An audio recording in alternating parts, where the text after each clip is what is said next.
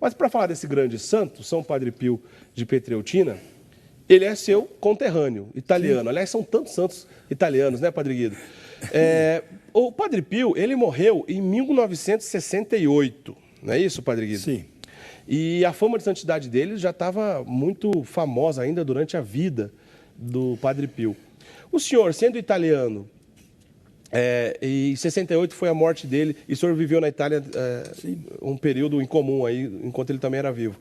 O senhor ouvia falar de Padre Pio enquanto o senhor estava lá na Itália? Muito. Padre Pio ocupa um lugar de destaque na história dos santos da Itália e que prestigia a riqueza da santidade da Igreja. Foi um homem, como eu estava falando antes, taumaturgo. Uma palavra que nós não usamos, significa com o dono dos milagres. Deus deu para este seu servo a capacidade de realizar coisas superiores até à natureza humana. Os milagres, as curas, a bilocação, a leitura da vida íntima das pessoas. Tantas vezes os penitentes chegavam para confessar-se e era ele que dizia os pecados para o penitente. E, ao mesmo tempo, um homem que se encontrou no centro de tantos de contrastes, dificuldades, incompreensões e também calúnias. Um homem que foi muito castigado pela mesma sociedade e até dentro da mesma igreja, que talvez não compreendia profundamente o estilo da santidade desta pessoa. Um homem que soube dizer sempre o seu sim para Deus, e Deus, inclusive, marcou na vida dele, com alguns sinais, um caminho diferente dos demais. Por exemplo, um dia ele estava agradecendo a Deus pela Santa Missa que acabava de celebrar, quando de um crucifixo saíram raios que chegaram às mãos dele, no peito e nos pés dele. Foram as estigmatas que marcaram para sempre a sua vida, provocando, inclusive, produzindo muita dor, sangrando dia e noite, e especialmente nas sextas-feiras as dores aumentavam. E este homem, com o seu silêncio, com a sua capacidade de oferecer tudo para Deus, se imolou diante de Deus, tornando-se, como Jesus, um sinal de contradições, uma pessoa não compreendida, recebendo inclusive até castigos e privações da parte das autoridades da Igreja. Mas, Padre Guido, a gente vai falar então sobre esses principais pontos da vida dele durante o programa, mas só para a gente entender, ele nasceu no sul da Itália, sim, né? Viveu durante toda a sua vida no sul da Itália, nasceu numa cidade chamada Pietrelcina, como eu disse agora há pouco. E desde criança, bom, o sul da Itália era um lugar muito pobre, né, Padre Guido, naquela época? Sim, a Itália estava construindo, digamos assim, a sua unidade. Mas os vários estados que formavam a Itália no norte, bem mais desenvolvidos, iam para frente, ao passo que o sul começou a ficar um pouquinho abandonado. Motivo pelo qual começou o fenômeno da emigração. Muitas famílias deixavam a Itália e chegavam, inclusive, no Brasil, no Uruguai e na Argentina, à procura de uma vida melhor. Inclusive, o papai de Padre Pio, ele também deixou a sua família e emigrou para os Estados Unidos, procurando uma vida melhor e mandando todos os meses um dinheirinho para a sua casa, sobretudo porque acreditava na vocação do seu menino, que se chamava Francisco, né? E que havia manifestado o desejo de tornar-se religioso e também sacerdote. Então, o próprio pai, né, do Padre Pio veio então para as Américas conseguir uma melhor condição econômica para ajudar o sustento, inclusive, do filho que queria ser padre. Como o Padre Guido disse, o nome dele era Francisco, né? Que depois veio entrar realmente na família dos franciscanos. Ele era capuchinho, né, franciscano. Agora, essa criança, esse Francisco, que depois veio se tornar o Padre Pio, desde criança, né, Padre Guido, ele já teve uma vivência espiritual diferenciada do resto dos católicos, vamos dizer assim. Sim. Foi uma alma escolhida mesmo. Ele tinha contatos extraordinários com Jesus e com Nossa Senhora desde a criança, é isso mesmo? Sim. O que vou dizer agora foi transmitido oficialmente, com a autorização dele, pelo seu diretor espiritual. Com a idade de 5 aninhos, ele recebeu visões de Jesus e de Nossa Senhora, e como também recebeu várias vezes visões do demônio, que já não gostava da pureza deste menino, do desejo de consagrar-se para Deus. E ele se abria espiritualmente falando com o seu diretor e conseguia vencer determinadas tentações e permaneceu firme na decisão de tornar-se um seminarista e entrou no seminário com 15 anos. Logo fez o seu noviciado na ordem dos religiosos franciscanos capuchinos. Ele mesmo deixou falado para o seu diretor espiritual que quando ele se afastou da mamãe, sofreu demais. Porque durante a sua presença em família, ele fazia um pouquinho até o papel do papai, que estava na América. Era o maior dos filhos daquela família. Portanto, ele sentiu muito quando se afastou. E vejam só, meus amigos, o que aconteceu. Entrando no seminário, ele não gozava de boa saúde. E os padres capuchinos, notando a seriedade da vocação, mandavam este jovem para cá e para lá, nos vários conventos, pensando que pudesse melhorar. Mas piorava, então era necessário voltar para casa. Ele voltou muitas vezes, não poucas, até por períodos longos, até de meses e meses, na sua família. E quando chegava em casa, de repente melhorava. Voltava para o convento, novamente chegavam nos problemas. Bom, ele teve então... Ele foi ordenado em 1910, como o padre Guido acabou de dizer, sempre teve dificuldade de saúde, ficou trocando de conventos ali logo depois da sua... Viveu em vários conventos logo após sua ordenação, até que em 1916 ele chegou a São Giovanni Rotondo, onde ele ficou até então a sua morte. Voltando a falar sobre o Padre Pio, né, Padre Guido? Então a gente já disse aqui no nosso primeiro bloco, que se trata de um taumaturgo, né? Um grande santo na qual vivenciou, presenciou milagres, que Deus agiu de maneira muito generosa na vida de Padre Pio. Grandes dons, como alguns que o Padre Guido já estava lembrando, assim. Ele tinha o dom de entender o que a pessoa ia dizer na confissão, antes mesmo da pessoa dizer. Ele já dizia o pecado daquela pessoa. Em muitos casos, a pessoa ia se confessar com ele e nem tinha dito ainda o pecado, ele já completava, você esqueceu tal pecado e tudo mais. Mas não foram poucos. Daqui a pouquinho a gente vai falar sobre a bilocação.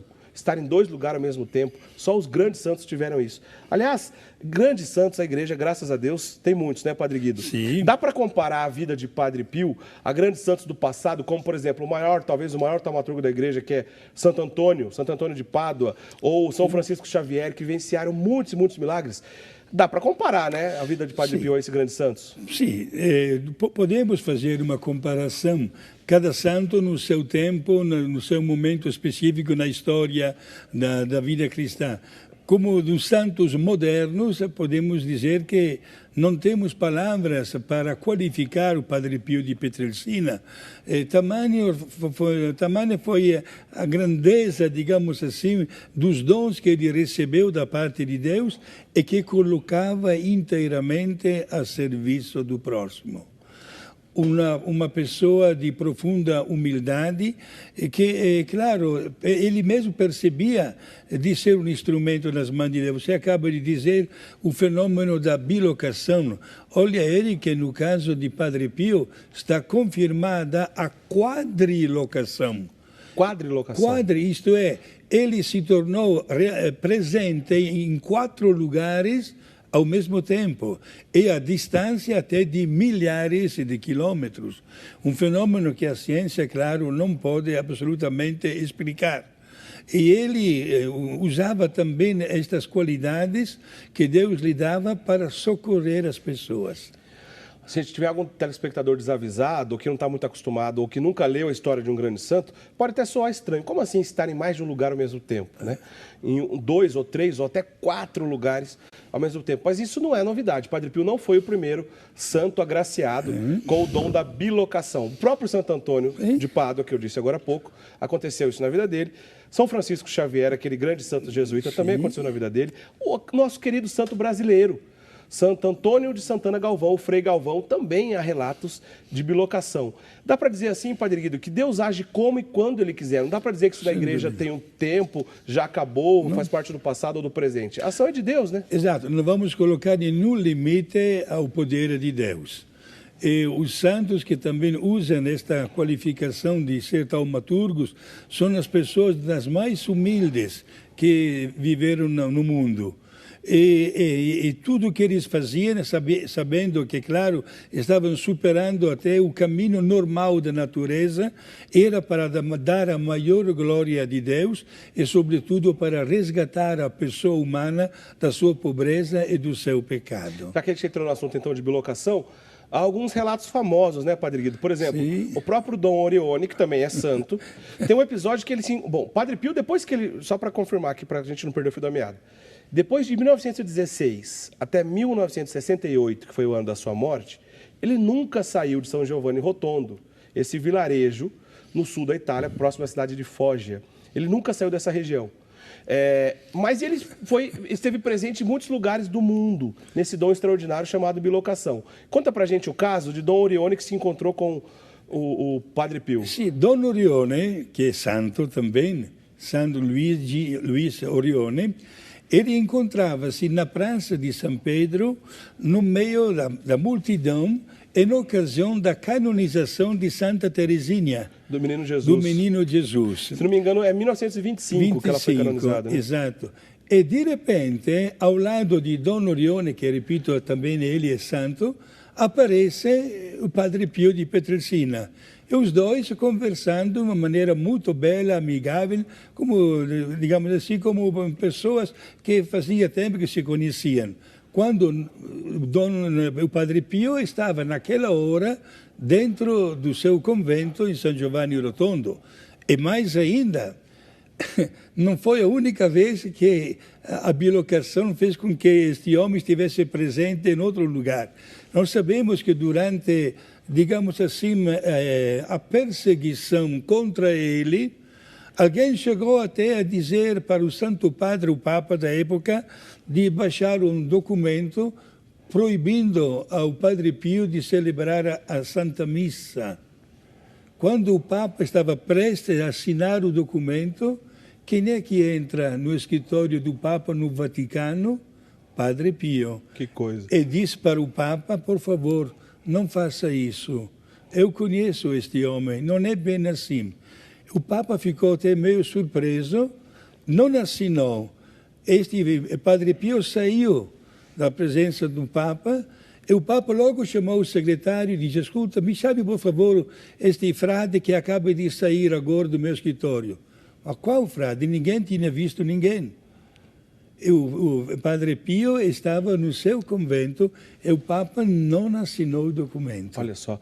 Olha, são tantos relatos de milagres extraordinários na vida do Padre Pio. Nós estamos dizendo, se trata de um grande santo, um grande taumaturgo. São tantos e tantos que a gente poderia fazer muitos programas só para falar dos milagres que ele presenciou. Principalmente esses da bilocação, são tantos relatos.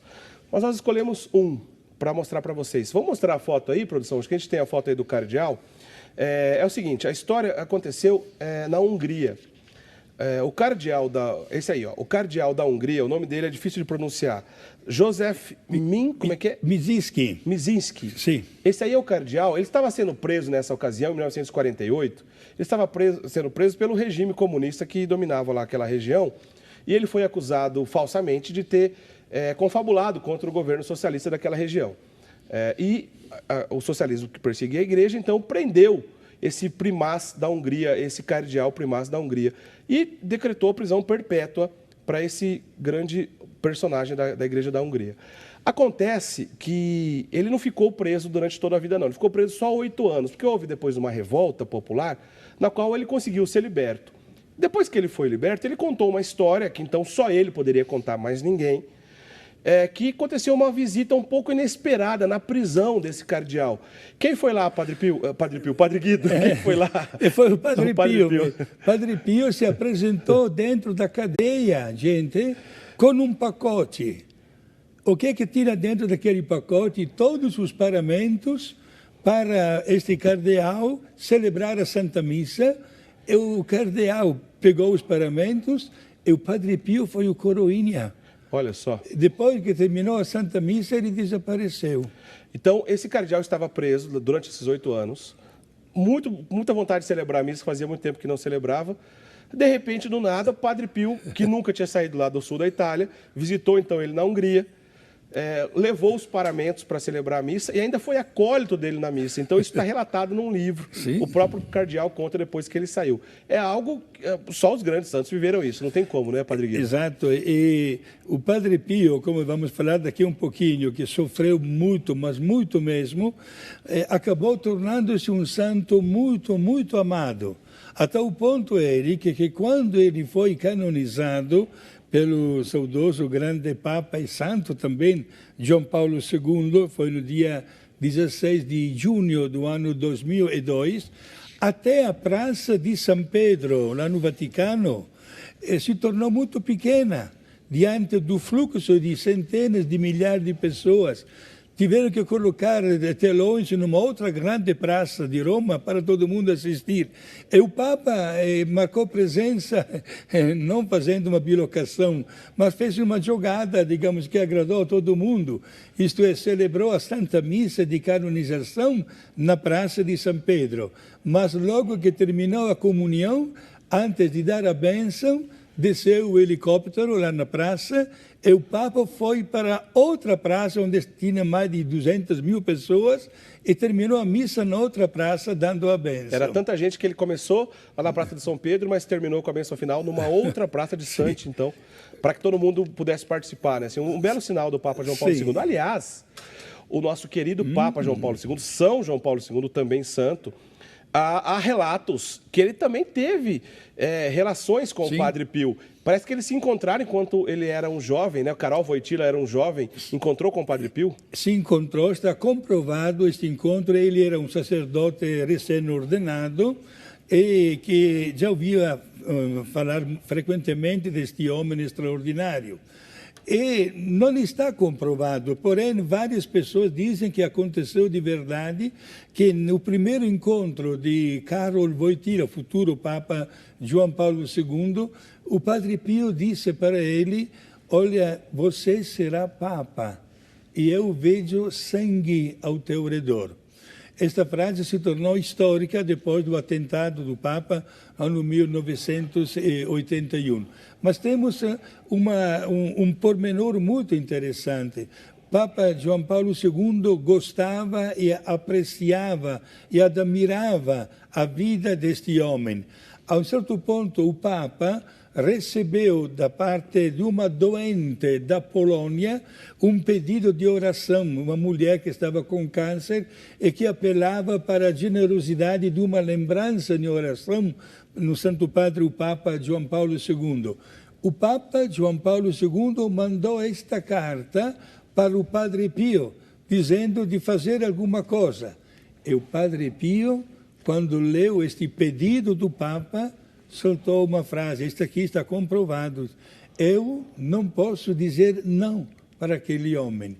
Naquele instante, aquela mulher na Polônia ficou curada. Olha só. Bom, como a gente disse, são muitos e muitos relatos de grandes milagres, intercessões e dons extraordinários desse grande santo chamado Padre Pio de Pietrelcina. Vamos mostrar algumas fotos aí, produção, do Padre Pio, só para quem ainda não está acostumado com a imagem dele. E a gente vai mostrar, inclusive, tá aí, ó, isso aí no final da vida já essas fotos. Se não me engano, essa foto é da última celebração, né, dele. Ou ele um pouco mais jovem, o querido Padre Pio, capuchinho, e a gente tem aí o Padre Pio já com as suas luvas ali, ó, para ele tapar um pouco, então, as chagas. A gente tem uma foto das chagas, produção, também, aí dos estigmas da mão do Padre Pio, nós não temos? Tá aí, olha só. Olha lá o machucado, então. Vamos falar um pouco mais sobre isso. O próprio São Francisco... É bom dizer que as chagas não foi somente nas mãos, né? Certo. Mas também no peito e nos pés.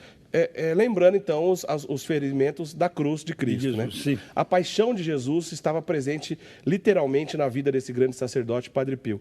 Bom, São Francisco de Assis, o fundador da comunidade religiosa a qual pertenceu o Padre Pio, ele recebeu os estigmas de Cristo.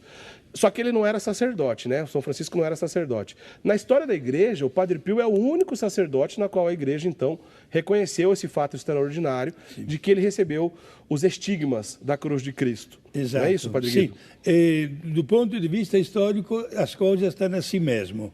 A partir de São Francisco, chegamos diretamente a São Pio de Pietrelcina. Porém, quem somos nós para julgar os casos que podem ter acontecido na história, também da parte de outros santos e santas que receberam estes sinais? Às vezes, inclusive, não externos, exteriores, mas íntimos. Sabemos de sofrimento de tantas pessoas santas que dá de pensar que estavam com este efeito extraordinário das estigmas. Agora, certamente isso causava muito sofrimento, muitas dores.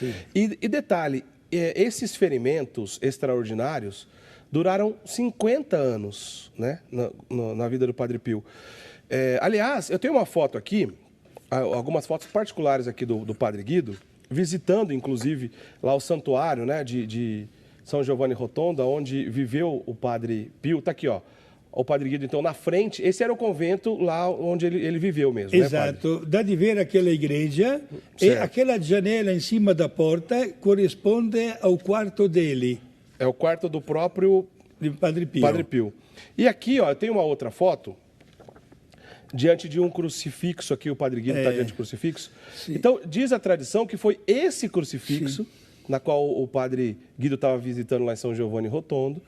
Quando o Padre Pio rezava diante desse crucifixo, que aconteceu então esse fato extraordinário. Perfeito. Né? Ele estava agradecendo a Deus pela missa que acabava de celebrar, quando de repente das mãos, do peito e dos pés de Jesus saíram como raios que penetraram no corpo de Padre Pio.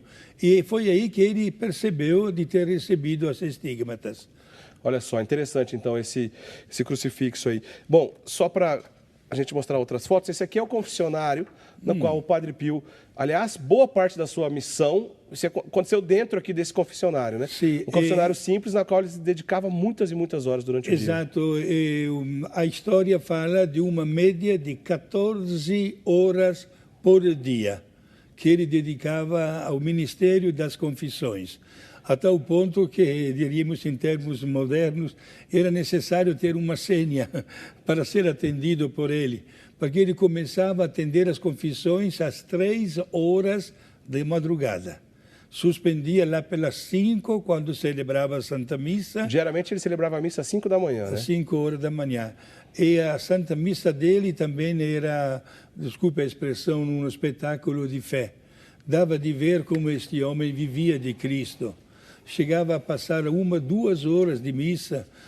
Falamos entre nós, quem não gostava do Padre Pio começou a levantar até calúnias ou historinhas não das melhores, e aí chegou até uma declaração de um bispo pedindo para ele de celebrar a missa rápido, ligeiro, em poucos minutos.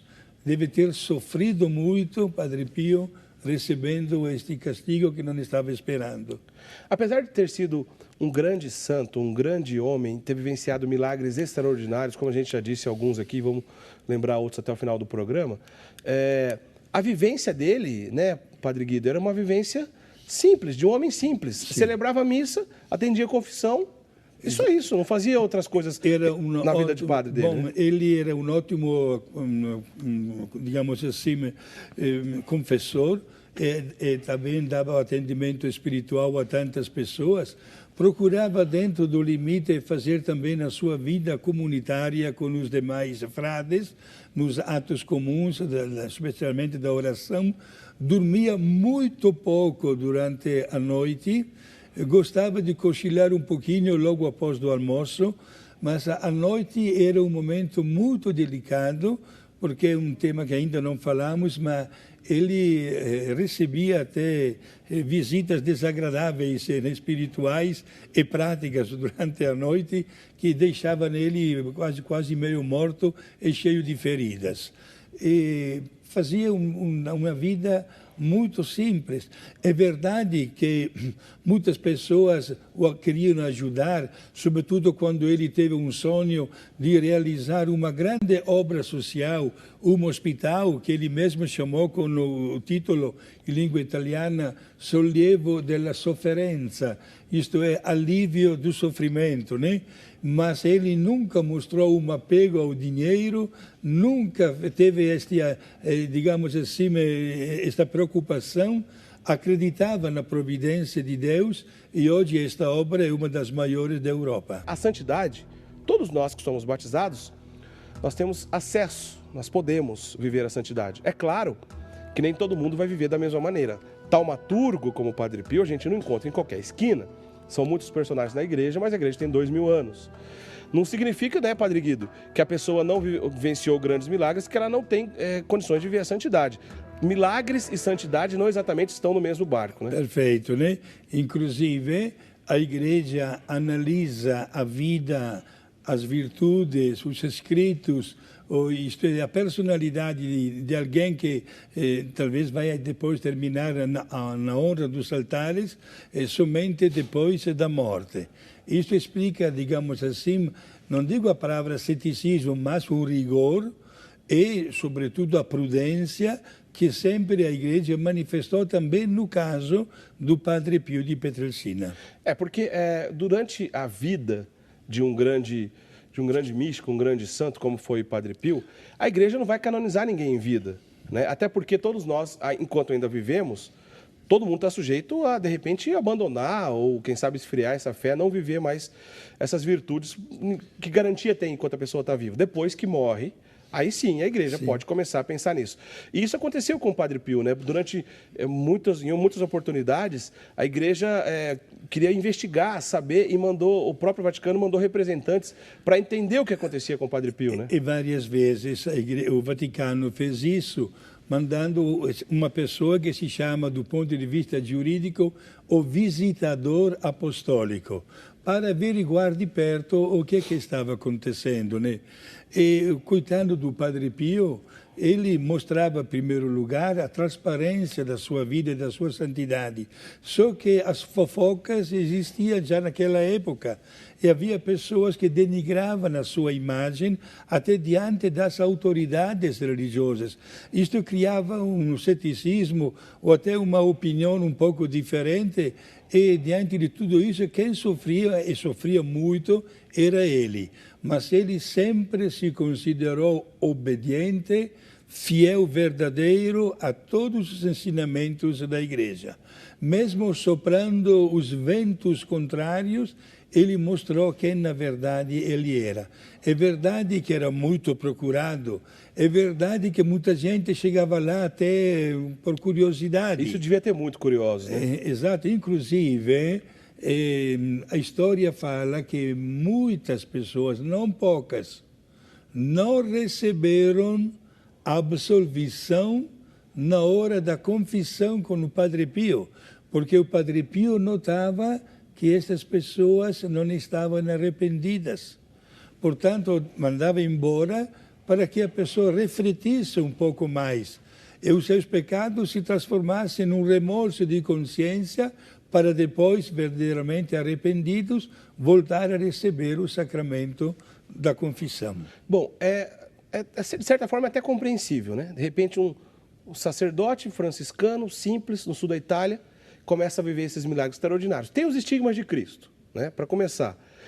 As pessoas iam confessar com ele, ele já sabia até o pecado que ia ser confessado, sabia se tinha arrependido, se não tinha, falavam coisas do íntimo das pessoas que ninguém sabia. As pessoas levavam fotos, muitas vezes, até ele, gente que estava na guerra, por exemplo, e perguntavam, não tem notícia dessa pessoa, será que ele está vivo? Fica calma, minha filha, ele está vivo, em outros casos não. Infelizmente, ele já faleceu. Tinha dons extraordinários, como a gente disse agora há pouco, de bilocação, estar de mais um lugar ao mesmo tempo. É compreensível até, que as pessoas tenham curiosidade. Agora, ele sabia diferenciar as pessoas que estavam ali ao seu redor, buscando a espiritualidade, a Cristo, a conversão, dos curiosos. E até em muitos casos ele até era meio ríspido com as pessoas, né? Porque ele na verdade, não deve ser fácil ter sido o Padre Pio, né? Exato. E a comunidade religiosa conhecia bem o comportamento e o estilo de vida deste sacerdote, deste frade muito, muito humilde. É verdade, repito, que os sinais extraordinários marcaram a sua vida. Por exemplo, ele enfrentou a Primeira como também a Segunda Guerra Mundial. E quando se tratou da Segunda Guerra Mundial, houve até um episódio que chegaram os americanos e quiseram conhecer o Padre Pio de Pietrelcina. Já a fama dele tinha chegado nos Estados Unidos da América. Um general americano com os seus colegas foram lá no convento e, de repente, o Padre Pio, que nunca tinha estudado inglês, atendeu eles falando o idioma deles. Todo mundo ficou surpreso, como é que falava fluentemente a língua inglesa, né? E o Padre Pio sempre rezava para conseguir a paz no mundo inteiro. Ele fazia de tudo, Padre Pio, para que as pessoas mantivessem muita serenidade na vida íntima, pudessem ser pessoas transparentes, capazes de mostrar as boas qualidades e fazer sempre o bem. Aquele hospital que ele realizou, inicialmente era para 300 pessoas doentes. Hoje pode tratar ao mesmo tempo de mais de 1.000 pessoas. É um hospital chamado Alívio do Sofrimento, um dos maiores hospitais da Europa. Está aí, ó, a foto do Padre Pio diante desse hospital, que foi inspiração divina, então, do Padre Pio, e que com as doações dos fiéis do mundo todo, construiu esse hospital, que ainda está de pé até hoje. Ele lembra um pouco no Rio de Janeiro, o Copacabana Palace. É um hospital muito bonito, né? Que atende cerca de 1.000 pessoas, Padre Guido. Sim, 1.000 pessoas e tem os aparelhos mais sofisticados da Europa para o tratamento de tantos doentes que lá encontram o alívio do sofrimento, abençoados por Padre Pio. Agora, eu falei antes do intervalo, a pergunta do nosso telespectador Igor Morvan, em relação ao Anjo da Guarda. Então, sim, é verdade que ele tinha uma relação especial com o Anjo da Guarda? Sim. Uma das mais frequentes aparições para aquele então menino Francisco, futuro Padre Pio de Pietrelcina, era do Anjo da Guarda, que lhe fazia verdadeira companhia. E várias vezes também como adulto o acompanhava e ele, meus amigos, dialogava com o Anjo da Guarda, a tal ponto que até nos sermões, nas práticas que ele fazia nas missas, ele recomendava aos fiéis presentes uma profunda devoção para com Nossa Senhora e a oração diária para o Anjo da Guarda, dizendo de fazer de tudo para não estragar a amizade desta presença do anjo que acompanha a nossa vida. É uma coisa que ele também fundou, os chamados grupos de oração, né? Ele fundou diversos grupos de orações, na qual as pessoas que viviam aquela espiritualidade começou a se espalhar por toda a Itália e até fora da Itália, são consideradas filhos espirituais do Padre Pio. Isso também foi uma linda inspiração na qual ele vivenciou, né? Exato, e estes grupos de oração hoje estão presentes nos 5 continentes. Pessoas leigas que procuram viver a espiritualidade de Santo Padre Pio de Pietrelcina, através, digamos assim, dos escritos que ele deixou e das recomendações que ele fazia aos fiéis para viver a verdadeira vida, até no estilo franciscano. E olha, Eric, que feliz coincidência falar de São Pio de Pietrelcina, tendo como chefe da igreja um Papa que também pegou o nome de Francisco. É verdade, é verdade. Ele está inspirando-se ao carisma de São Francisco de Assis. Porque quanto mais uma pessoa vive de Deus, despojando de tudo que está ao seu redor, mais se nota que Deus a usa como instrumento para o seu reino, para divulgar a sua pessoa e para criar um clima de santidade no mundo. O Carlos Alberto Fernandes de Campinas, bom, primeiro ele pergunta do Padre Guido, qual a paróquia que ele trabalha lá em Bauru, a paróquia Nossa Senhora das Graças, tá certo? A cidade de Bauru. E ele faz uma pergunta interessante, né? Ele quer saber, por exemplo, será que é possível ele se tornar um filho espiritual de Padre Pio? E também um outro comentário aqui da Ana Roberta Catanho, que parabeniza o programa, diz que está emocionado porque ela também se considera uma filha espiritual de Padre Pio. No mundo inteiro a gente vai encontrar essas pessoas, né, Padre Guido? Sim, eu vou dizer uma palavrinha.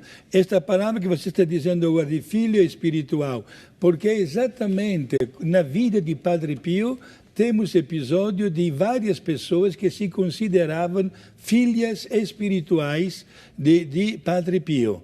Porque Padre Pio não somente atendia às confissões, mas orientava espiritualmente.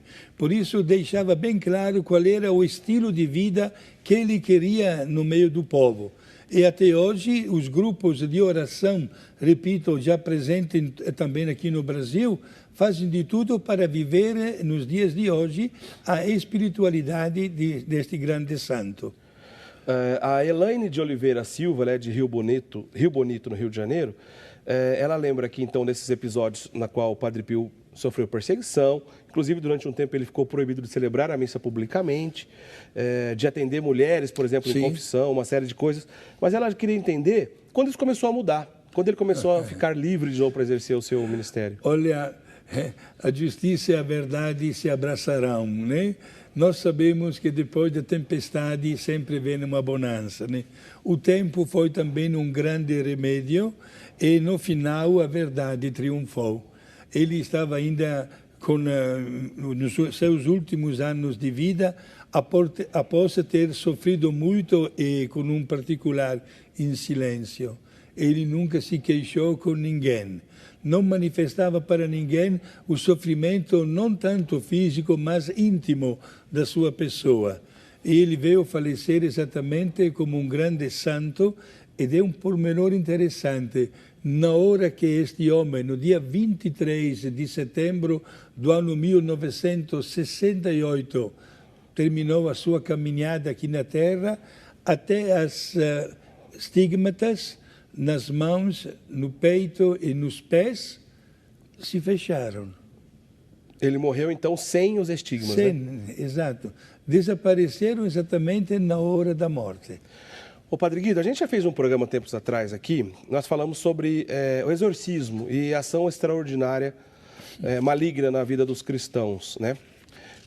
Agora, Padre Pio acontece uma coisa extraordinária, né? Porque Padre Pio, como o senhor até falou agora há pouco, ele sofria fisicamente, né? Apanhava mesmo do demônio. Bom, já dormia pouco, trabalhava tantas horas durante o dia, dormia pouco e o pouco que dormia ainda era atormentado de maneira extraordinária pelo demônio. Como é que pode, sendo o demônio puramente espiritual, como é que pode então ele bater fisicamente em alguém? Eric, não foi o único caso da história. O demônio fica revoltado com as pessoas que fazem o bem, sobretudo com aquelas pessoas que acabam tirando as conquistas do demônio, resgatando almas. Temos já casos de problemas até físicos no Santo João Maria Vianney, o Santo Cura d'Ars, padroeiro dos padres, outro grande confessor, passava o dia inteiro e tantas vezes até a noite atendendo as confissões. O demônio usava esta maneira até física contra Padre Pio, porque mostrava a sua inveja. Ele não podia suportar as boas ações que este homem, filho de Deus, realizava, sobretudo porque arrancava do demônio as almas e as levava para o céu. Por isso, o demônio não dava trégua, ou, digamos assim, ou paz, nas poucas horas de descanso noturno. Aliás, meus amigos, ninguém se escandalize, mas várias vezes o demônio tirou o Padre Pio da cama, tirou até a roupa do Padre Pio e dava cada chicotada que deixava o homem todo ensanguentado. E gritava, inclusive, os monges que dormiam nas celas ao lado do Padre Pio escutavam o barulho, porque o Padre Pio também gritava pelas dores. e ficavam até com medo, e inclusive alguns monges pediram até aos superiores de mudar de cela para viver um pouquinho mais afastado, porque preocupava o que acontecia lá dentro.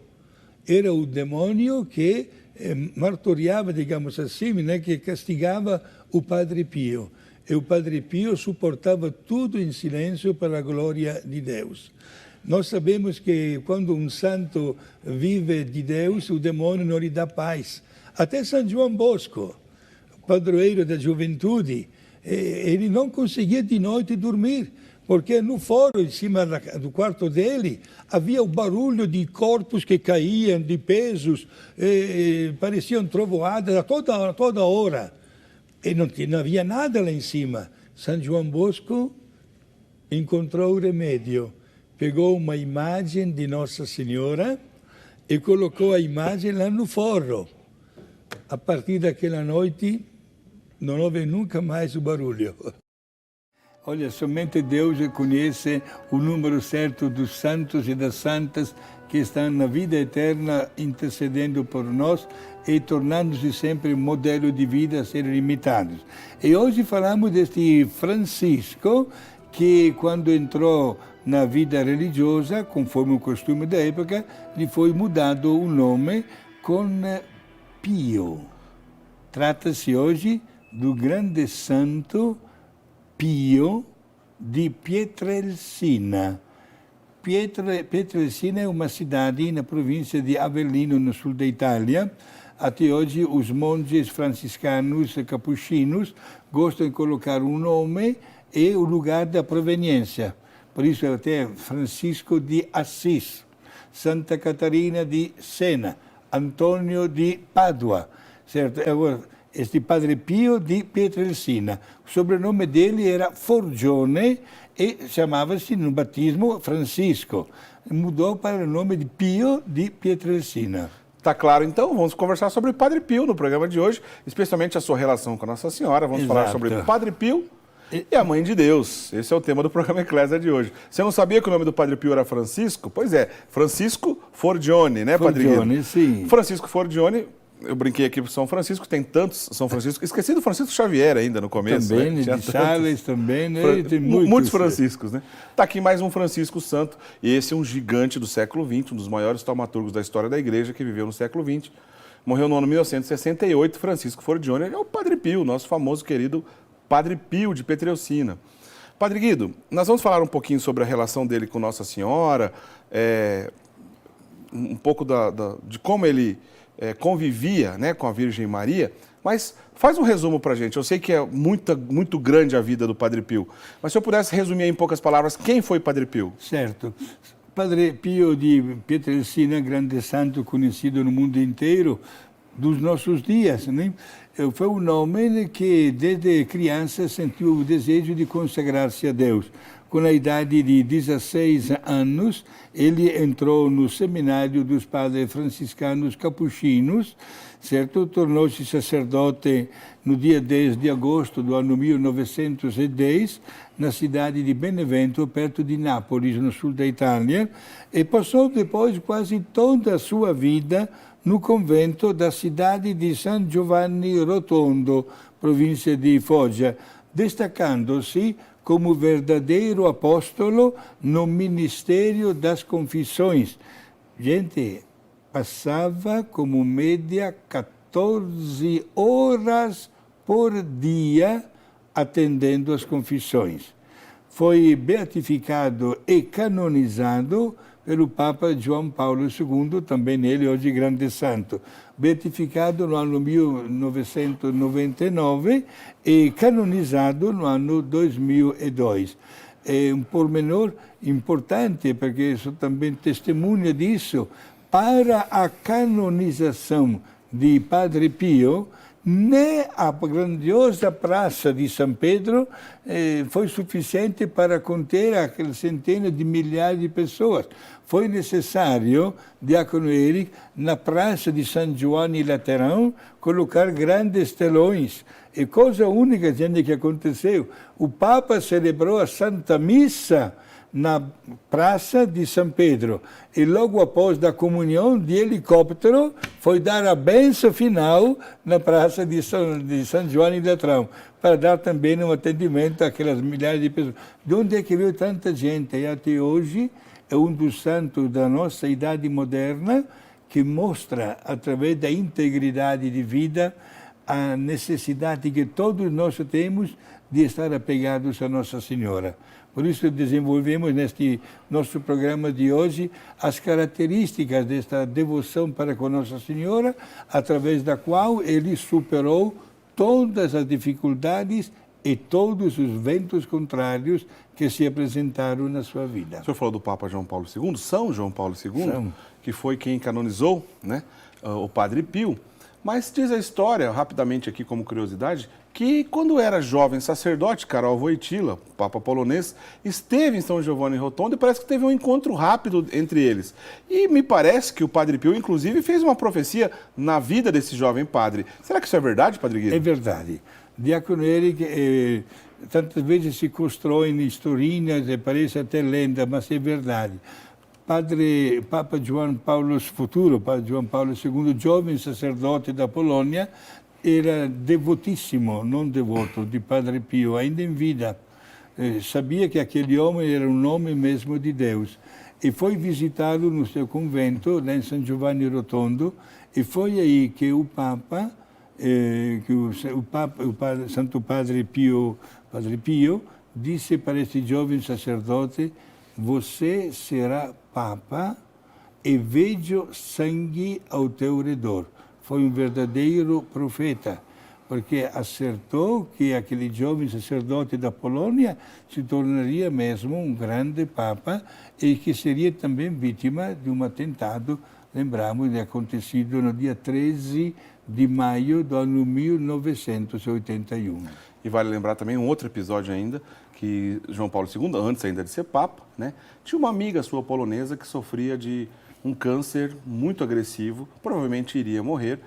O Karol Wojtyła, então o jovem Karol Wojtyła, manda uma carta para o Padre Pio, e quando o Padre Pio recebe, a carta diz: olha, para esse eu não posso negar. Né? Ele rezou, e a amiga do Papa João Paulo II foi curada desse câncer. Bom, a gente está falando de Padre Pio e Nossa Senhora, a gente poderia fazer um programa, João Paulo II e Nossa Senhora, também devotíssimo dela.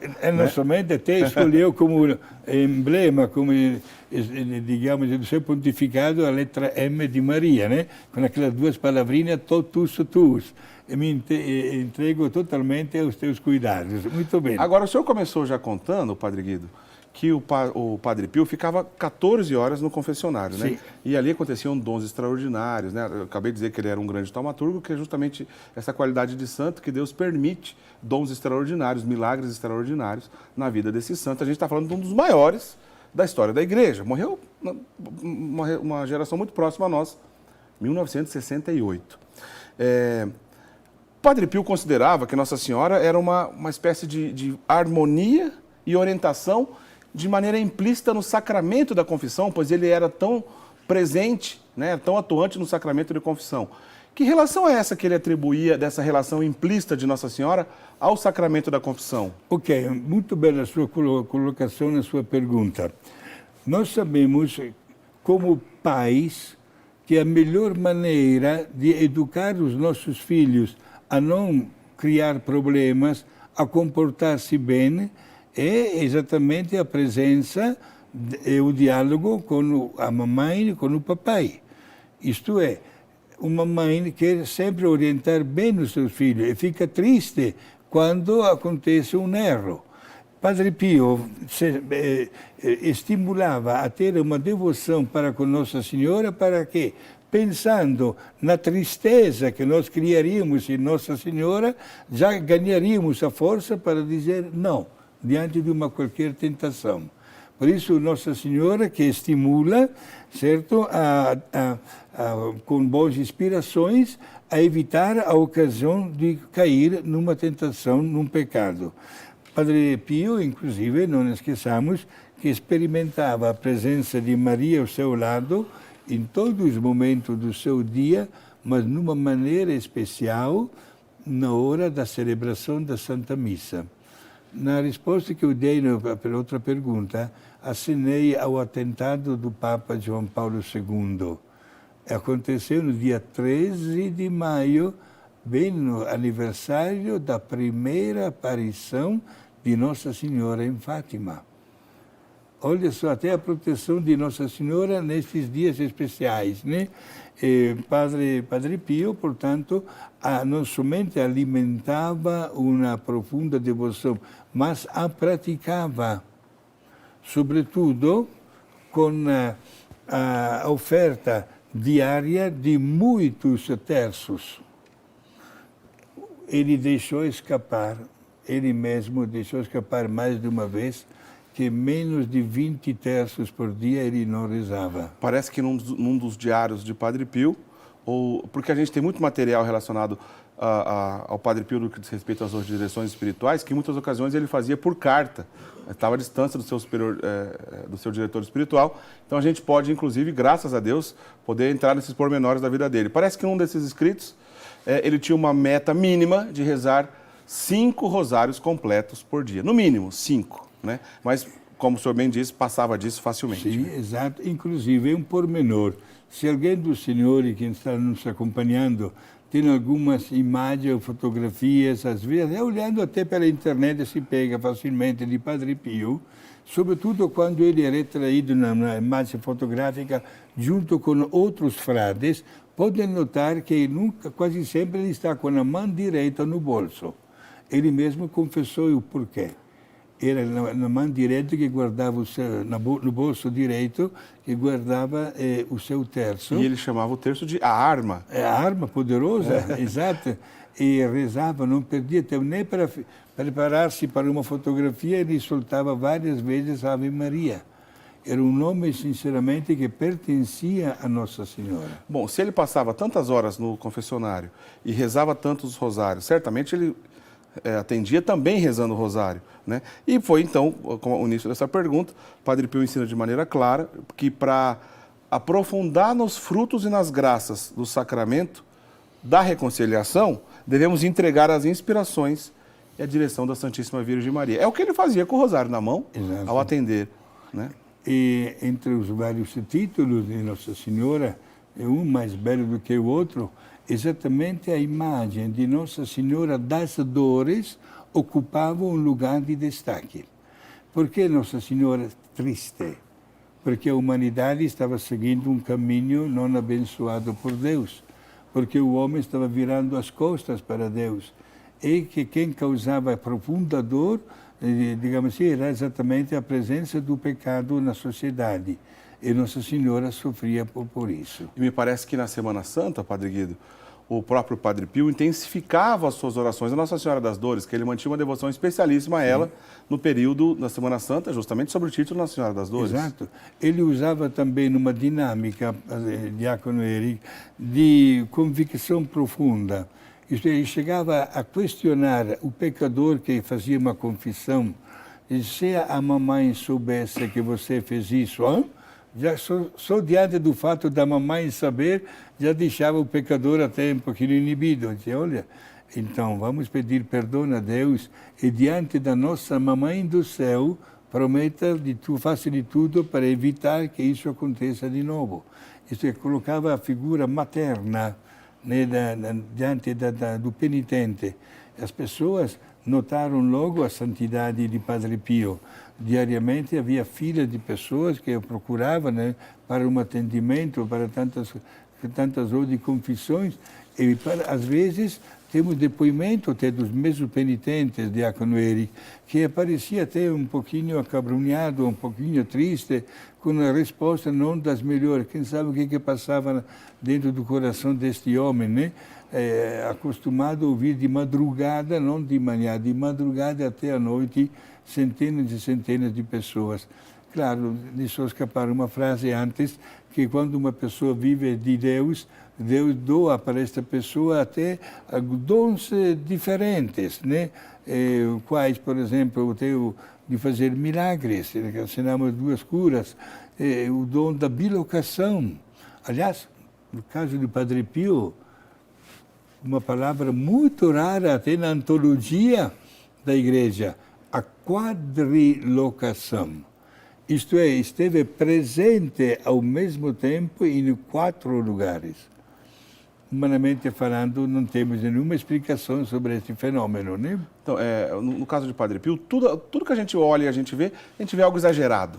Né? É muito grande, exagerado do ponto de vista belo, claro, né? Sim. No Padre Pio as coisas são exageradas, né? A bilocação já é uma coisa que humilha a nossa inteligência, que acontece na vida de muitos santos, Santo Antônio de Pádua, São Francisco Xavier, que nós Também citamos aqui no começo. O Frei Santana Galvão.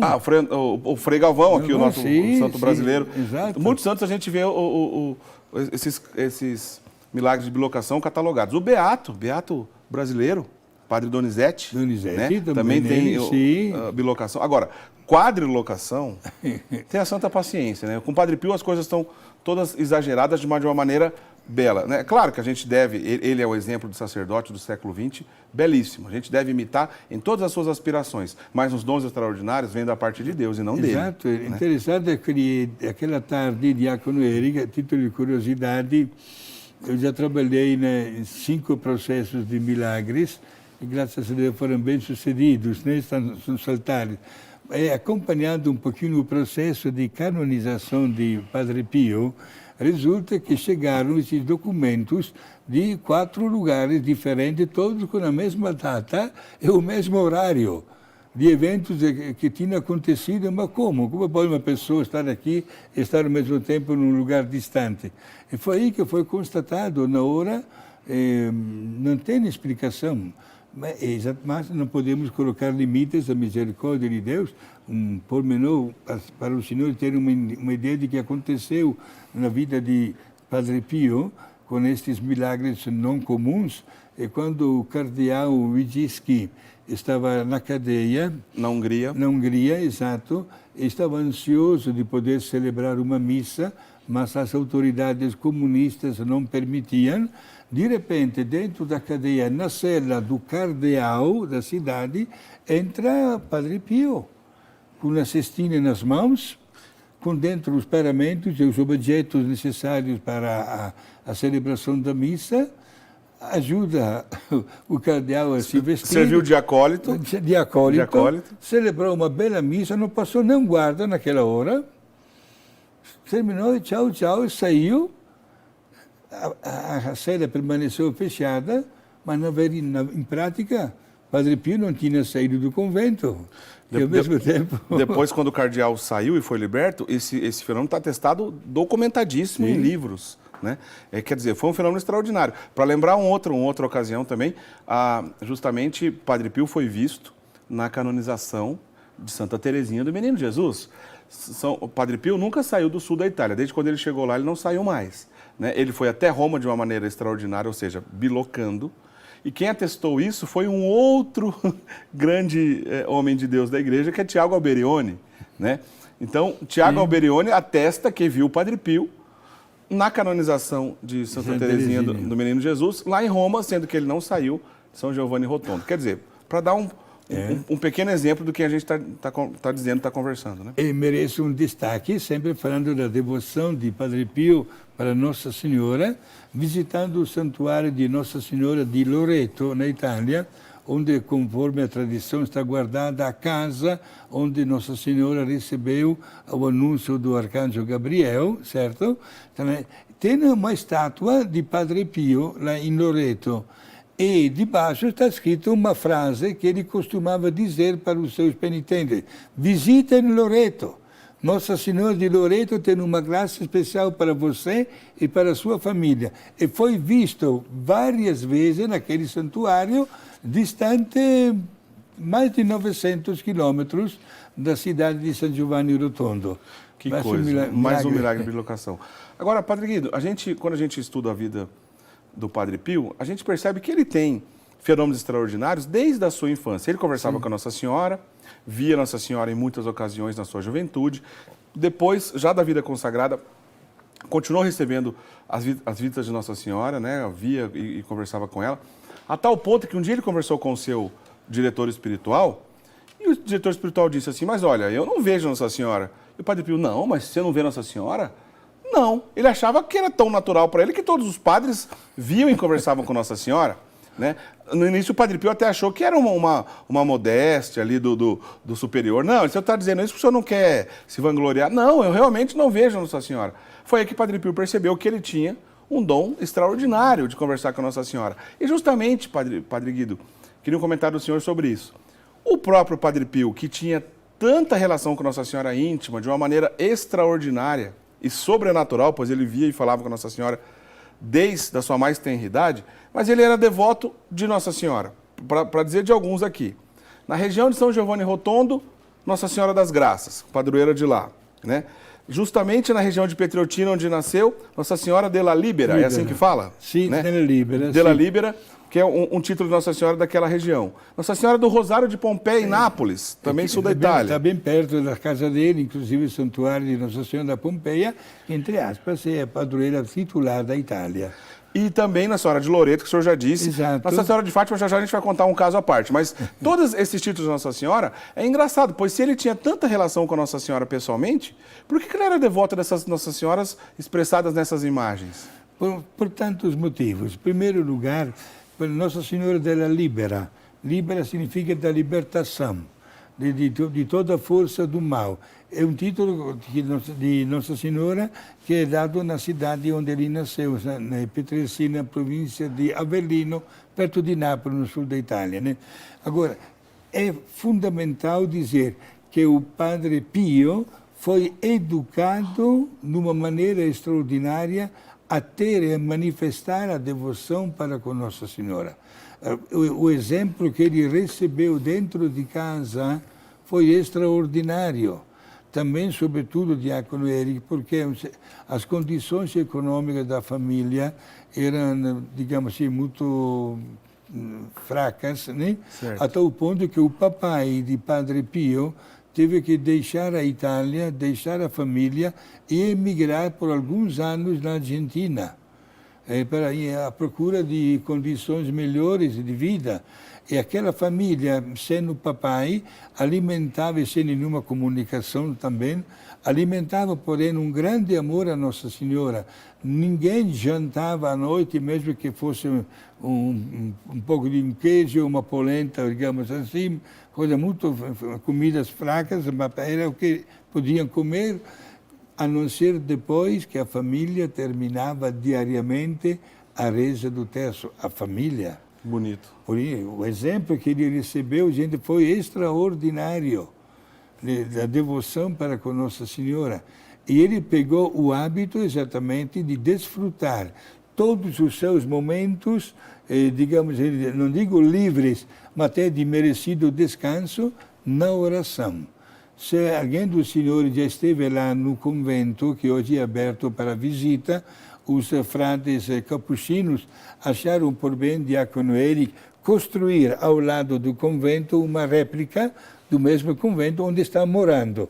E o convento original está aberto para a visita dos peregrinos. Quando se chega na frente da porta do quarto de Padre Pio, a parede foi tirada e substituída por uma parede de vidro para ver com os nossos olhos até a cama onde ele morreu. Tudo dá de notar, gente, uma simplicidade totalmente evangélica, e não faltam as imagens de Nossa Senhora. Ele abria os olhos e fechava os olhos à noite só olhando para o quadro de Nossa Senhora. Eu falei agora na Senhora de Fátima, rapidamente, né? Em 1917, Padre Pio era jovem ainda, né? Ele ouviu falar dessas aparições, sempre deu crédito às aparições da Senhora de Fátima, né? E há um acontecimento interessante que aconteceu no ano de 1959, relacionado a Nossa Senhora de Fátima e Padre Pio. Mas nós vamos para o intervalo. Em primeiro lugar, é bom comunicar aos nossos amigos telespectadores que as condições de vida, de saúde de Padre Pio nunca foram das melhores. Inclusive, quando ele era seminarista e também jovem sacerdote, teve que passar vários anos, não meses, mas anos em família. E aconteceu um fenômeno meio estranho. Quando ele ficava em família, melhorava. Quando voltava para o convento, piorava a situação. foi um vai e vem meio estranho, né? E que até hoje não tem uma resposta. Deixa eu só abrir um parênteses, eu não gosto de interromper o senhor, mas tem uma passagem também relacionada à relação dele com Nossa Senhora nesse período, que parece que o Padre Pio pedia à Virgem Maria que o curasse, para que voltasse logo para o convento. Né? E Nossa Senhora um dia fica brava com ele, para de aparecer a ele, some por um tempo. Até que um dia ele faz uma oração suplicando à Virgem Maria, dizendo, olha, eu só pedi isso para que eu voltasse logo para o convento e que também fosse me retirar dos estigmas, já que ele naquele período já tinha recebido os estigmas, por obediência aos meus superiores e ao meu diretor espiritual. Não foi por minha vontade. E só aí, então, Nossa Senhora volta a aparecer com ele. Lembrando esse episódio que o senhor estava contando agora há pouco. Padre Exato. Inclusive, os primeiros 6 anos de sacerdócio de Padre Pio, ele passou ajudando o pároco da sua cidade, porque não tinha boas condições físicas, né? Agora, o que aconteceu no ano 1959? Uma réplica da imagem de Nossa Senhora de Fátima marcou presença em várias cidades da Itália. Foi uma peregrinação pousando nas várias cidades 2, 3 ou até 4 dias, para que tantos fiéis pudessem ter a alegria de ver uma réplica da imagem oficial de Nossa Senhora de Fátima. E na peregrinação desta imagem foi colocada também a cidade perto de San Giovanni Rotondo, a cidade de Foggia, né? Padre Pio aceitou a notícia, preparou os fiéis para este encontro, mas dentro de si, mesmo com uma saúde não das melhores, ele desejava ver Nossa Senhora, aspirava a ver Nossa Senhora bem de perto, né? E olha, o projeto de Deus supera a nossa expectativa, né? Aconteceu que na última hora, o bispo da cidade de Foggia, conhecendo a santidade de Padre Pio, decidiu ceder o seu lugar para que a imagem chegasse bem perto do convento onde estava o Padre Pio, para dar ao Padre Pio a possibilidade até de um beijo à imagem, como aconteceu de verdade, né? O povo não reclamou, porque todos apreciavam o Padre Pio. E entre Foggia e Padre Pio colocamos 23, 24 quilômetros, não é uma grande distância. Mas o fato foi extraordinário, como Nossa Senhora, sem ter Padre Pio feito algum pedido oficial, parou lá. Ele não estava em condições de ir até a cidade de Foggia devido às suas condições. A doença estava bem pesada naquele momento. Estava, sobretudo dos pulmões, né? Dificultava até a maneira do Padre Pio respirar. Chegou a imagem, ele foi até carregado, Padre Pio chegou bem na frente da imagem de Nossa Senhora, venerada na cidade, na igreja matriz, chegou até sentado na frente de Nossa Senhora a puxar a reza de um terço e teve a grandíssima alegria de ver as pessoas que mexeram com a imagem de Nossa Senhora, abaixaram para que ele pudesse dar um beijo aos pés de Nossa Senhora. E digamos a verdade, que Padre Pio esperava mesmo que acontecesse a cura da sua doença. Não aconteceu. Ele se retirou em silêncio para o seu convento, sempre com grande devoção, mas um pouquinho amargurado, digamos assim, né? E quando ele percebeu o barulho do helicóptero que começava a levantar o voo com a imagem de Nossa Senhora, ele soltou uma frase que vários padres ouviram. Mas como? Você veio até mim. Eu fiz um grande esforço, mesmo não tendo condições. Cheguei perto de você com tanta fé. Rezei o texto, beijei os teus pés, porque te quero de verdade muito bem. E você não faz nada para mim. Vai embora, vai me deixar assim? Me deixa assim. Isto que estou contando é tudo documentado. De repente ele sentiu um calor extraordinário dominar o seu corpo. O joelho que estava quase caindo, não ficava nem de pé, fortalecidos. O corpo ficou bem estruturado E ele soltou uma frase em língua italiana: sono guarito, estou curado. E, de repente, ainda ouvindo o barulho de helicóptero, ele foi na janela. E aí aconteceu uma coisa que nem o piloto do helicóptero soube explicar depois. Mesmo não tendo ventos contrários, quase de uma maneira instintiva, sobrevoou o convento por 3 vezes. Deu 3 voltas sem que ele fizesse nada no helicóptero. Com total segurança, inclusive. O Padre Pio ficou olhando e acenando ao mesmo tempo a Nossa Senhora, que passava por 3 vezes em cima do seu convento e depois continuou o seu voo até a cidade onde devia pousar. E Padre Pio ficou curado, né? Ficou completamente curado, gente, uma cura extraordinária que surpreendeu. Olha que Padre Pio era muito seguido pelos médicos, né? Também. Me parece, Padre Guido, se não me falha a memória, que foi justamente quando a imagem de Nossa Senhora de Fátima chegou na Itália que a doença se intensificou. Sim. Quer dizer, no período que Nossa Senhora chegou na Itália, ele piorou. E depois acontece tudo isso que o senhor acabou de narrar de uma maneira tão bonita, né? Na hora de ir embora, falou, agora a senhora vai me embora, vai me deixar assim? Né? Exato. E aí aconteceu a cura, né? Aconteceu, exato, uma cura espontânea e completamente extraordinária. Ele se sentiu novamente em plenas forças físicas de poder continuar a sua missão de evangelizar, sobretudo através do sacramento da confissão, e de orientar. Nunca cansava de orientar os fiéis a encontrar no rosário a força de vencer diante da cilada do inimigo. Talvez por isso que dizem que ninguém entendeu tão bem as aparições de Fátima quanto o Padre Pio. Né? Parece que ele deu uma resposta de uma maneira mais completa a todos esses fenômenos relacionados à Senhora de Fátima. Sim, porque ele acreditou e tornou seu, digamos assim, esta ordem de Nossa Senhora de rezar o terço todos os dias. É um pormenor, diácono. Obrigado por esta sua colocação. Nas 6 aparições de Nossa Senhora em Fátima, a frase que se repete em cada uma das 6 aparições é: reze no terço todos os dias.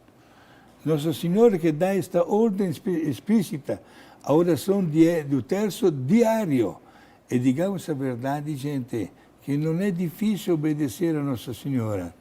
Se eu fizesse, não digo uma palavra, uma confissão aberta, mas daqui a 2 meses, diácono Eric, completo 47 anos de sacerdócio. Com toda a sinceridade diante de Jesus e de Nossa Senhora, digo para vocês, também prezados amigos telespectadores, que não chego a contar nos dedos de uma mão os dias que não rezei o terço em 47 anos de vida sacerdotal. Menos de 1/3 nunca. Mais de 1/3 quase todos os dias. Que coisa boa, Padre Guido. Que bonito testemunho. Bom, é legal ver essa relação do Padre Pio com as aparições de Fátima, com esse episódio bonito de 1959 da cura dele, justamente ao receber a visita de Nossa Senhora de Fátima, e também desse, não é bem uma interpretação, né, mas da colaboração dos ensinamentos do Padre Pio, que estão de acordo totalmente com as aparições de Fátima, especialmente com respeito ao Rosário, como o Padre Guido acabou de lembrar. Então é um episódio bonito também, um ano antes desse que aconteceu em 1959, foi em 1958, né? Portanto um ano antes, foi justamente no dia 14 de agosto de 1958.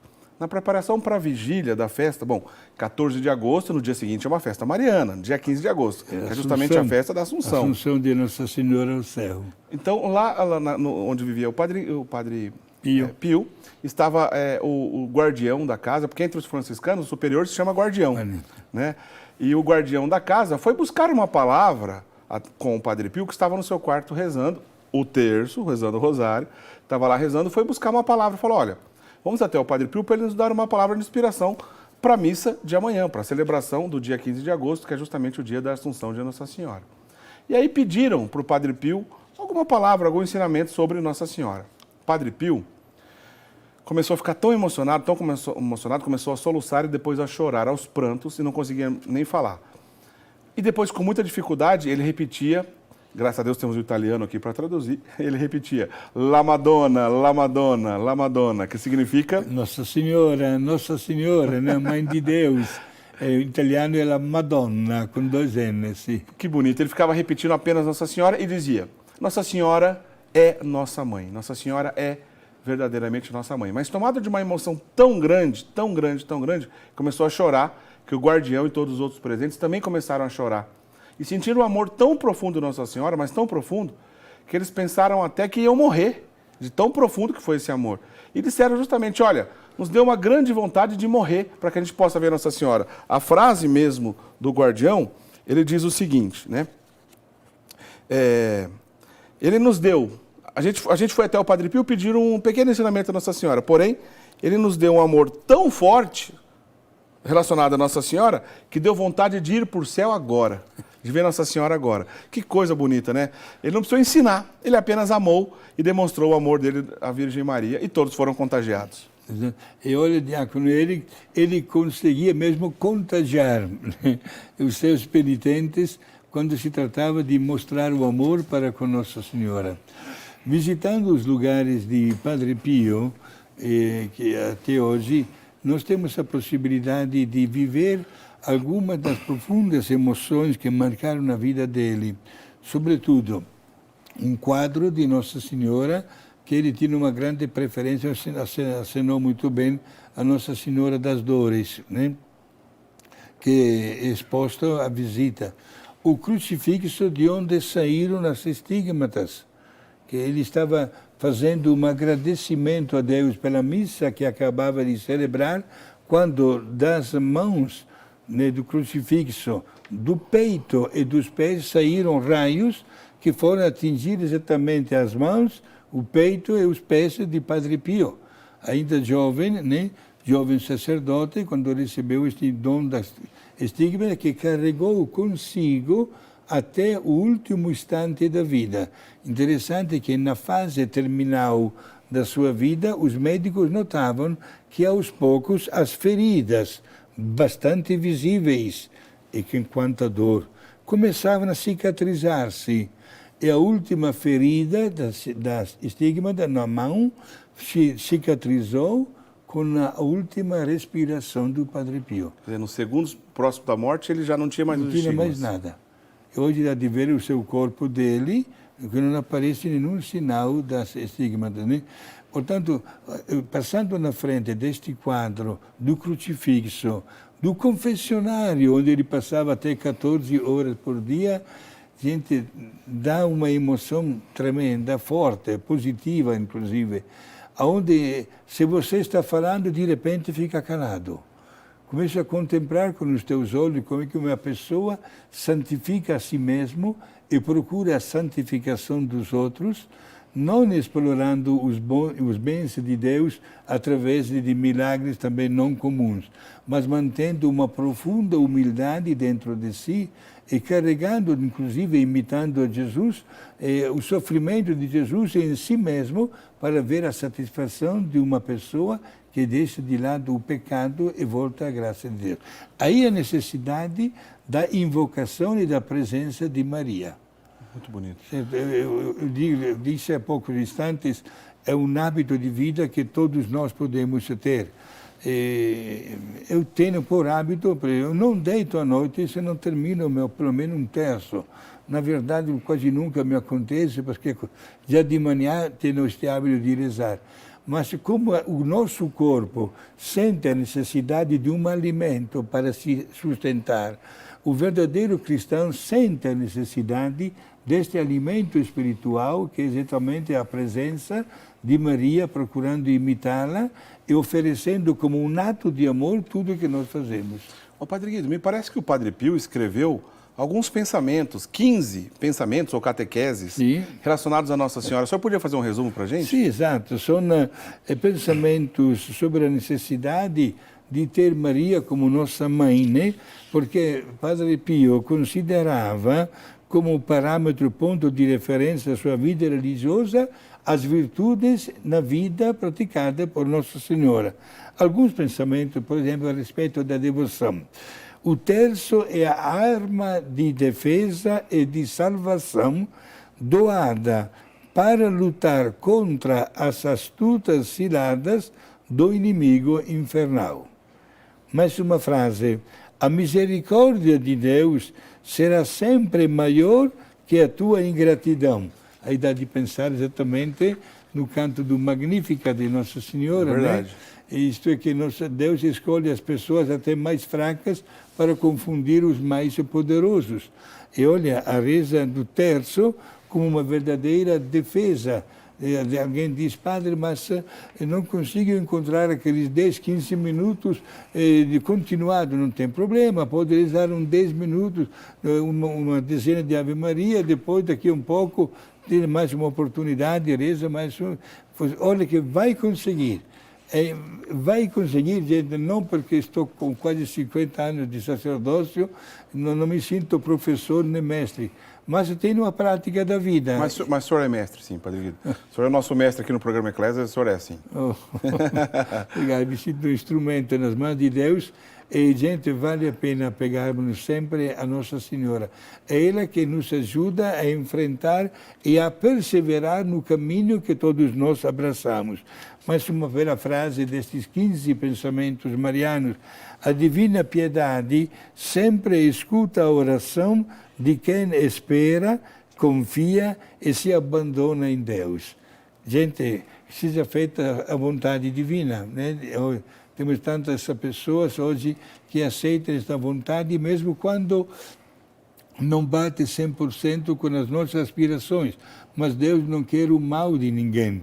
E o pensamento de Nossa Senhora nos acompanha até o momento da vontade divina de receber de volta, digamos assim, até o nosso corpo mortal. Como sacerdote, quase todos os dias encomendo corpos de pessoas que Deus chama para si. Eu perguntaria, diante de uma centena de pessoas mortas, 95 têm o terço nas mãos.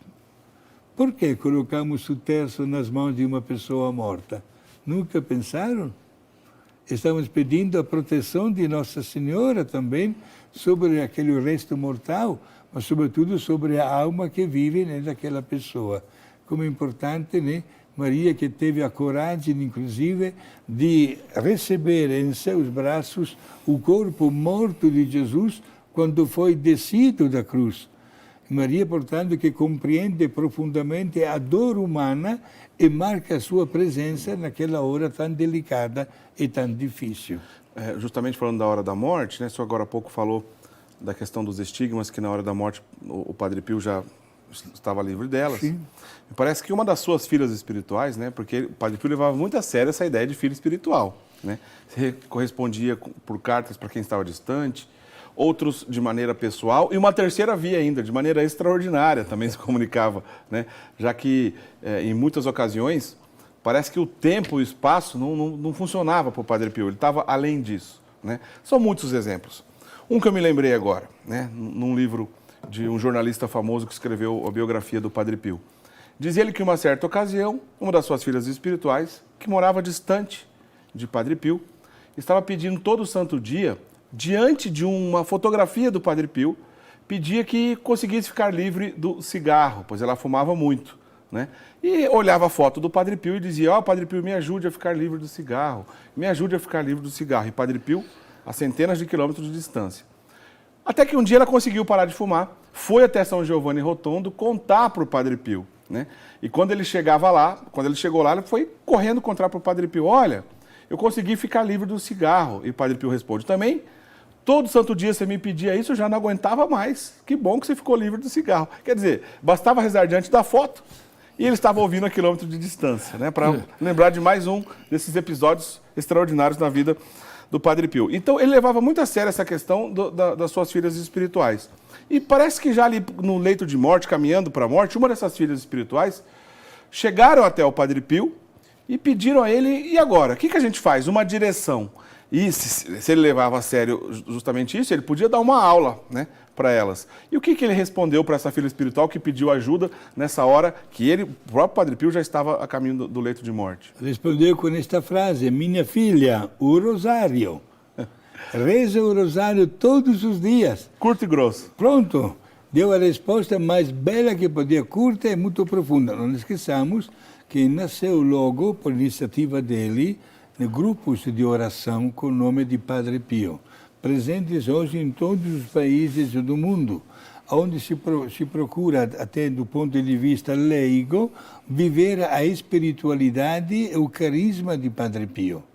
Padre Pio se tornou famoso na sua época também para ajudar a aliviar o sofrimento das pessoas, construindo inclusive ao lado do convento um grandioso hospital que é chamado em língua italiana Casa Sollievo della Sofferenza, Casa Alívio do Sofrimento, onde até está sempre lotado aquele hospital com os recursos mais sofisticados do mundo inteiro, porque Padre Pio, como Jesus e como Nossa Senhora também, sempre tiveram uma preferência no atendimento às pessoas que não passam bem.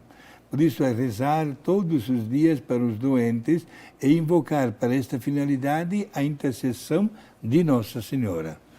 Por isso, né, quem me conhece sabe que o Padre Guido, toda vez que celebra a Santa Missa, antes da oração final, costumo sempre rezar com os fiéis uma Ave Maria para os nossos irmãos doentes. Entendeu? Claro, o senhor está fazendo como deve ser feito. Como deve ser feito, exato. E me parece também, Padre Guido, que no próprio momento da morte, né, o Padre Pio, além de repetir o Santíssimo Nome de Jesus, também ficou repetindo Jesus e Maria. E Maria. Jesus e Maria. Jesus e Maria. Foram as últimas palavras de Padre Pio. Era exatamente em 23 de setembro de 1968, se não me sì, esatto. Eu era estudante de filosofia no sul d'Italia e teve uma grande repercussão lá na Itália a notícia do falecimento do Padre Pio. Né? Nesse período o senhor estudava aonde? Na cidade de Messina. Em Messina. Não, sul da Itália, você estava perto lá então. Exato. Que coisa, Padre Guido. Não fomos ao enterro, porém, na história da nossa congregação, o fundador da minha congregação, Santo Aníbal Maria de França, foi até mais de uma vez conversar com o Padre Pio. Os santos se encontram, né? Que coisa. O senhor estava pertinho, então, lá da região quando ele morreu. Sim, exato. E os grupos de oração por ele fundados, até hoje estão de pé, e estão se multiplicando em todas as cidades do mundo. E é bom, gente, experimentar este grupo de oração, porque, como disse a mesma palavra, é um grupo que reza. E a oração mariana ocupa um lugar de grande destaque. Porque quem reza é levado espiritualmente e naturalmente à ação também de um gesto de caridade. Padre Pio deixava de lado de olhar pelo relógio quando se tratava de atender uma pessoa, mesmo até em plena noite. Não poupava energias e nem media esforço, que nem que dava a este homem a capacidade de enfrentar um ritmo não comum, inclusive, volto a repetir, com uma doença não das melhores, né, com uma saúde não das melhores, né, doente como ele estava, quando tinha aquela boa vontade de ver que aquela pessoa estava mesmo precisando da presença dele. Interessante quando você estava citando aquela pessoa que fez uma oração diante de uma fotografia do Padre Pio, né? E na minha cabeça passou exatamente aquele episódio na Primeira Guerra Mundial, quando a Itália estava lutando contra o exército da Áustria e da Alemanha na divisa da Itália com a Áustria. E houve um momento muito difícil da guerra que o exército italiano teve que recuar. E quando recuou, o comandante pensou de não enfrentar a vergonha e a humilhação e decidiu matar-se. Era um general chamado Cadorna. Decidiu matar-se, mandou todo mundo sair do seu gabinete e preparou a arma para se matar. E aí entra Padre Pio. Estamos a 1.400 quilômetros de distância de San Giovanni Rotondo. Entra Padre Pio e diz, não faça isso. Não faça isso. e convence este homem a não se matar. O cara, logo em seguida, que o Padre Pio saiu, chama um soldado e diz: me chame de novo aquele frei que entrou agora. Qual frei? Ninguém tinha visto o Padre Pio, ninguém. A história fala que depois o exército atacou, ganhou a guerra, tudo bem. Mas quando terminou a Primeira Guerra Mundial, este general Cadorna novamente queria conhecer aquele frei, aquele religioso, Padre Pio. Ele mostraram uma fotografia dele. Ele decidiu ir até San Giovanni Rotondo, não com trajes militares, mas traje social, e viu que era ele mesmo. E Padre Pio estava prestes a iniciar a celebração da missa. Saiu com o cortejo dos padres, dos coroinhas da sacristia, e quando chegou no corredor central da igreja, deixou o cortejo, foi no meio do povo e tocou neste homem. Ele disse: está lembrado aquela noite a besteira que você queria fazer? Olha só, mais um milagre de bilocação, né? Essas histórias do Padre Pio são belíssimas. Belíssimas. É muito legal a gente conversar sobre elas. Nós já fizemos um programa no passado sobre o resumo da vida dele. Hoje a gente conversou sobre a devoção que ele tinha. A devoção de Padre Pio a Nossa Senhora. Vamos combinar, Padre Guido? Numa próxima ocasião, vamos só comentar milagres. Vamos pegar aqui uma série de milagres e graças extraordinárias, os milagres da vida do Padre Pio. E a gente comenta aqui, porque são tantos e tantos que a gente não acabaria, a gente ia passar a noite toda aqui. Infelizmente, nós não temos mais tempo. A gente está encerrando o nosso programa de hoje. Exato, só um acréscimo. Pois não. Que vale a pena colocar os nossos telespectadores ao par. Quando se trata de colocar uma pessoa sobre os altares, se reza muito para que aconteça um sinal extraordinário, isto é, um milagre.